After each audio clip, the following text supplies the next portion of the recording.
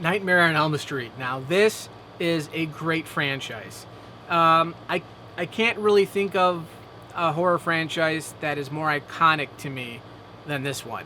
Of all the horror franchises, this one is probably the most consistent across the board. Not not counting the remake where Robert Englund is no longer Freddy Krueger, but it's the only franchise I can think of where there's others like Doug Bradley did play Pinhead for most of those movies. It's a different actor now, and Brad Dourif did the voice of Chucky for all of the canonical Chucky movies, not including the remake with Mark Hamill as the voice of Chucky. But Robert Englund is Freddy pretty much all the way through, from the original Nightmare on Elm Street all the way to Freddy vs. Jason. He almost wasn't, and that would have been a tragedy. But onto these films. Basically, Wes Craven is probably my favorite horror director because he knows how to make a movie scary. And he does it in a way that's still fun, but it's also intelligent. And he's pretty much reinvented the horror franchise every decade. In the 70s, you had films like The Hills Have Eyes and Last House on the Left. Very gritty films, very scary, but there was something about those that really got under your skin. Very much akin to the original Texas Chainsaw Massacre. Then in the 80s, he did Nightmare on Elm Street, and in the 90s, he did Scream. These are great additions to the horror genre, but I'm going to talk about Nightmare on Elm Street because I really find Freddy as a character very fascinating. The fact that this is one of the few times where in sequels they've expanded on the character's backstory and they didn't make it convoluted with stupid crap that makes no sense. And adding to the mythology of Freddy, they actually build on what you've learned in prior films. And it adds to the creepiness of the character. There's obviously a sadisticness to the character, but later on, there's a little bit of empathy. Well, maybe not. He kills and molests kids. But finding so much about Freddy, he's just a very interesting character. In the same way that finding out about the Manson family's backgrounds is kind of fascinating, even though they're bad people. But I digress. So basically, what made Wes Craven's films really scary was that he would draw from real-life articles and things. One of the reasons why I love Last House on the Left was because even though that movie makes you feel uncomfortable, that shit happens every day to real teenagers. It's really scary. He doesn't pull away from that at all. There's some dumb humor in it, but it's a very effective film. And Nightmare on Elm Street, he, again, believe it or not, drew from a real-life news clipping of apparently there was a kid who was having these really vivid nightmares, and he eventually was found dead, and the cause of death was unknown. They found, like, a pot of coffee in his closet. He was having a real hard time sleeping at night. He was telling people before he died that these dreams feel real. There's something visceral about these dreams. He really felt like something in his dreams was going to kill him. And it was kind of, I believe, an unsolved riddle, an unsolved mystery. So Wes Craven went off and wrote Nightmare on Elm Street and pitched it to all the studios. He pitched it to Sean Cunningham, who directed Friday the 13th. And Sean Cunningham said this isn't scary because it happens in a dream, and because it's in a dream, people won't think it's scary. So he took it to Robert Shea, who at the time was the head of New Line Cinema. And he had founded New Line Cinema, and they were kind of struggling. They had done a couple of pictures, but Wes came along at the right time with Nightmare, and they just went ahead and made it. And man, it's a great movie. What Nightmare does really well is because it takes place in a nightmare world, at least partially. It's like you're watching a fantasy within a horror film. And they really run with these kind of nightmare dreamscapes. The first one, because of the limited budget, obviously they were limited in what they could do. But what's really great about that first one is when they're in the dreams, they're kind of subtle. So you have to kind of ask yourself, are they dreaming or are they really awake? What's going on? And then Freddy shows up. But it also does a very good job of blending the real world with the nightmare world, especially when Nancy starts realizing she can bring Freddy out of her dreams and into the real world, and that's how she's going to beat him. And that's why I love that first movie. If there was ever a greater way of killing a villain who's unstoppable, that makes the most amount of sense. Was this hook that she can bring a piece of clothing out of her dream, so she can bring Freddy out of her dream, and that's how she's going to beat him. And that is such a clever hook. I love that, and that's something that obviously the sequels really weakened. But that original film, it's such a good movie. I love this movie so much. Friday the 13th I like because it's a fun slasher movie.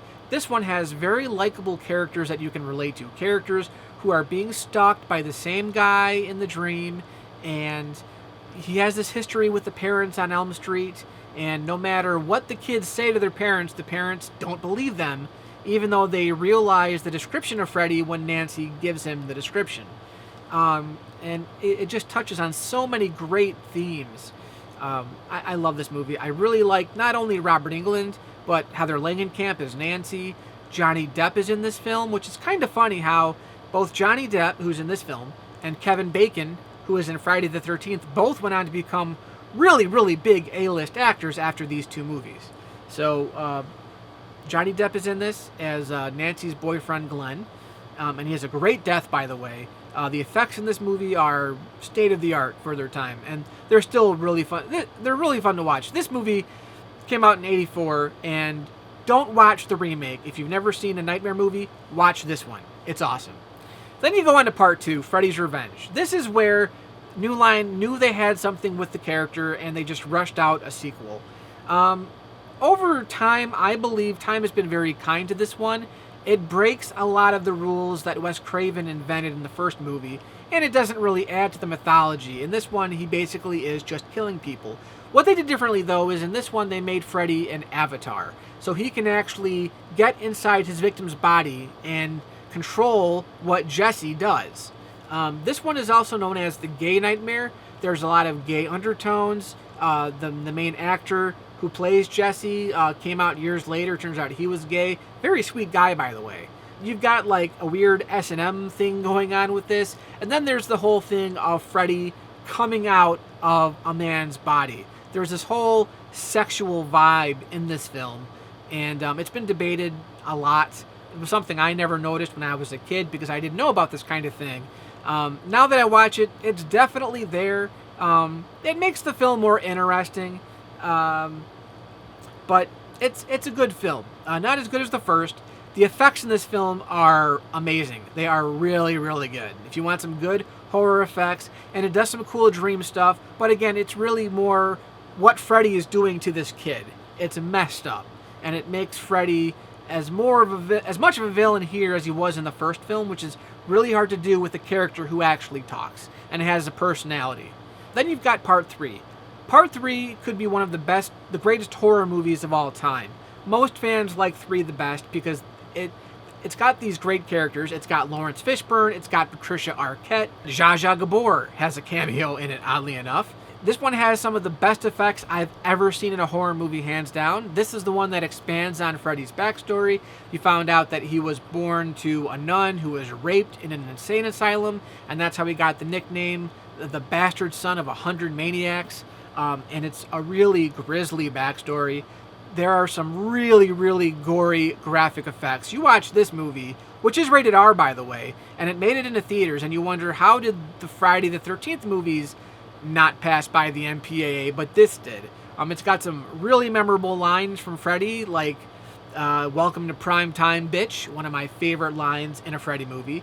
This is my favorite performance from Robert Englund. The only reason I think the first one is a little better is because this one gets much more into the fantasy element, because the dreams are so much more spectacular in this one that because of that element, it loses some of its reality that the first one is grounded in this reality. This one is more grounded in fantasy. I still love the fantasy elements.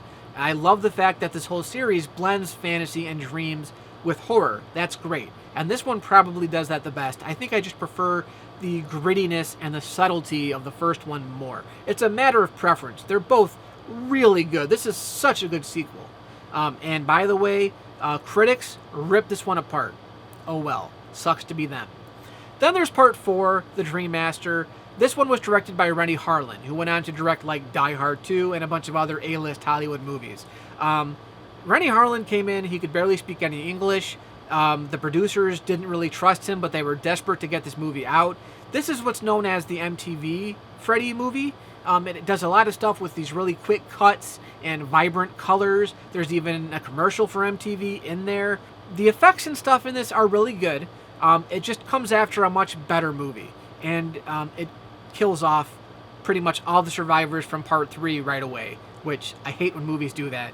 And Lisa Wilcox, she does admirable as Alice, the new heroine in this movie. She can't really carry the film, though. Robert Englund is at his best, though. It's very funny, and this is the one that kind of really threw Freddy into the mainstream and made him successful. This movie was very successful when it came out. Then there's part 5, The Dream Child. This one is my least favorite, probably, of all of them. It's just a very bland, gothic film. Freddy's Dead, The Final Nightmare, which was supposed to be the last one. The first one directed by a female director, Rachel Talalay. Rachel had directed, or she had been on as a producer in past films. Now she was directing. As the last one in the series, it's disappointing. And I think a lot of that is, the humor is pretty funny. I like the humor in this quite a bit. But for the one that was supposed to be the last one, I think a lot of fans would have preferred more like the Dream Warriors, a part 3 or a part 1 approach.